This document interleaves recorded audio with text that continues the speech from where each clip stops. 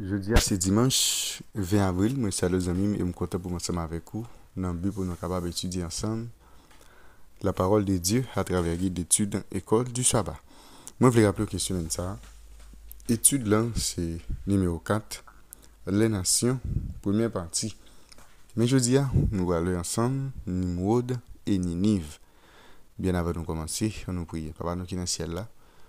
Nous remercions pour multiples bienfaits que manifestés dans la vie. Merci pour l'autre opportunité que vous avez aujourd'hui pour nous étudier la parole. Nous demandons que vous aidez nous à comprendre et mettre en application. Faites grâce, nous va du mérite. Concernant prions dans nom de Jésus.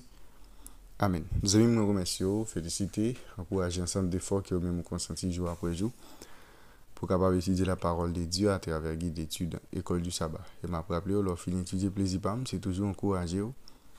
Partager tout ça avec entourage qu'on soit capable de faciliter plus de monde arriver étudier le son école du sabbat. Soit quoi abonner.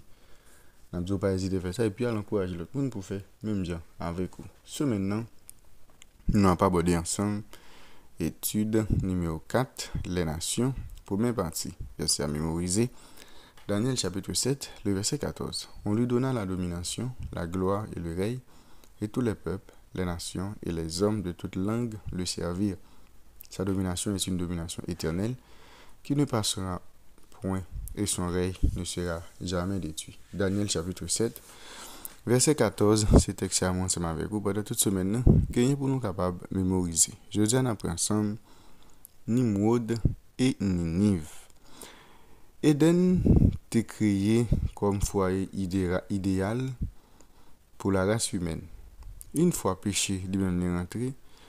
Bon Dieu pas de gagner l'autre choix et que séparer l'humanité avec jardin ça et l'arbre de vie qui était gagné là-dedans. Bon, au moins pour un temps, c'est-à-dire de gagner un temps limité. Eh bien, en dehors jardin, les hommes te trouvé dans une situation côté de travail dit pour assurer propre existence. La vie te vient paraître difficile. Et nous, en tant qu'humains, nous venons trouver nous dans l'obligation pour nous vivre dans la douleur et avec souhait dans le fond. Lundi, nous condamner ou bien nous devons vivre dans la douleur, c'est parce que ou pas fait tout ton être ou souffrir. Mais depuis après le péché, nous tous nous sujets à ça nous relève douleur. Et premier parent nous yo, te confiance que bon Dieu et t'après le fournir un moyen pour être capable de retourner dans le jardin. Que tu qu'on porter sacrifice et n'importe et jardin ça dans l'anticipation fidèle de la rédemption que Dieu dès le départ t'a offert avec bon ça qui t'est déchu. Jardin d'Éden, était sous la terre et longtemps après que l'homme devine exilé après que bon Dieu t'a fini chasser dans le jardin. Jardin ça, il était toujours existé. Mais c'est à la porte de l'incomparable jardin fermé par la présence des gardiens angéliques. C'est là la gloire de Dieu lui qu'on révélée. C'est là Adam à Ève et petit yo et petit monsieur Damien qu'on vini pour adorer le Créateur et renouveler veut obéissance à l'Éternel. Plus tard, lorsque l'iniquité prend envahir le monde et que le mal des hommes menacés par un déluge dévastateur, mais qui était planté, jardin ça, il va le retirer sur la terre.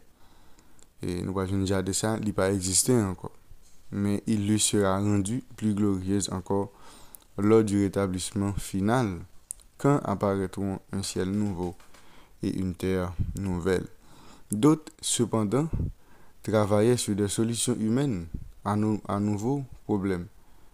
Et nous parlons la naissance des cités-États, une tentative de créer une vie plus facile et peut-être tenter de retrouver ce qui avait été perdu en Éden.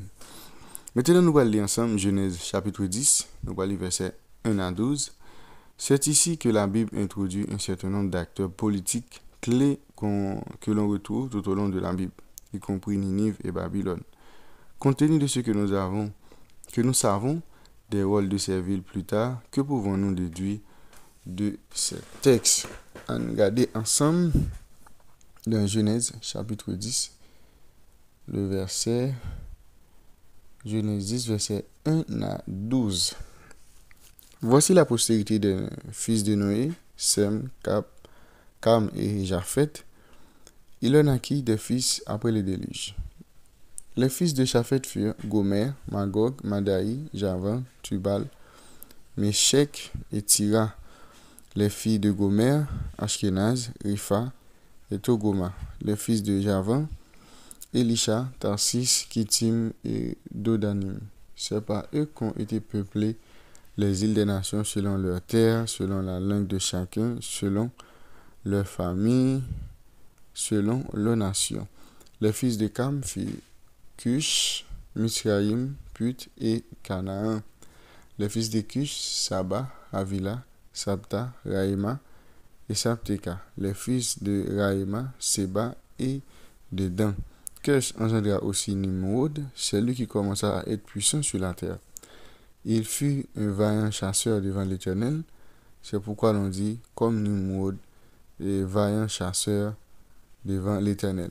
Il régna d'abord sur Babel, Érec, Akkad et Calné au pays de Shinéa. De ce pays-là sortit Assur, il bâtit Ninive, Rehoboth, Hir, Kalash et récent entre Ninive et Kalash, c'est la grande ville. Eh bien, certains ont lu à propos de Nimrod et ont conclu que Nimrod c'était un héros noble qui était semblé au héros conquérant de la mythologie païenne. Mais la Bible parlait, la Bible décrit Nimrod comme étant un puissant sur la terre et un puissant chasseur devant l'Éternel. C'est pas un compliment qu'il dit. Nimrod il était grand, c'est dans les yeux pâles. Et comme si son monde qui retient, son monde qui t'a monté tête li. Et il était venu, le texte a dit, si on grand chasseur devant l'Éternel, c'est comme si son monde qui t'a fait tout ça devant lui pour capable défier l'Éternel. Et bien ça que nous dans le texte c'est la propagation de la rébellion contre bon Dieu.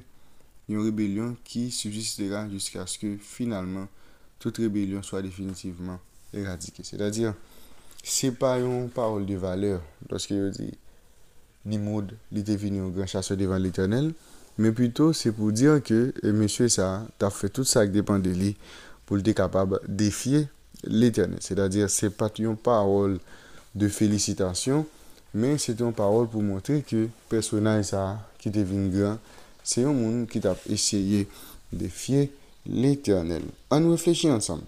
Pourquoi le péché de la rébellion contre Dieu est-il plus subtil que ce que nous pourrions réaliser? Comment pouvons-nous protéger contre ce trait humain très commun? Eh bien, en pile fois, moi, ensemble avec vous, nous rébeller contre bon Dieu. Peut-être en pile fois, nous sentir nous grands par rapport avec position dans la communauté. Ça qu'on fait. En pile fois, nous arriver opposer avec parole bon Dieu. Eh bien, il est important pour nous comprendre que quelles que soient les compétences que nous sommes capables de gagner, et tout ça nous sommes capables de gagner, il vient de bon Dieu. C'est-à-dire, nous pas gagner pour nous capables de glorifier tête nous, mais plutôt nous gagner pour nous capables de faire bon Dieu, et bien lui-même confiance en toutes circonstances pour nous soumettre ensemble avec lui, pour nous reconnaître c'est lui-même qui gagne autorité dans la vie.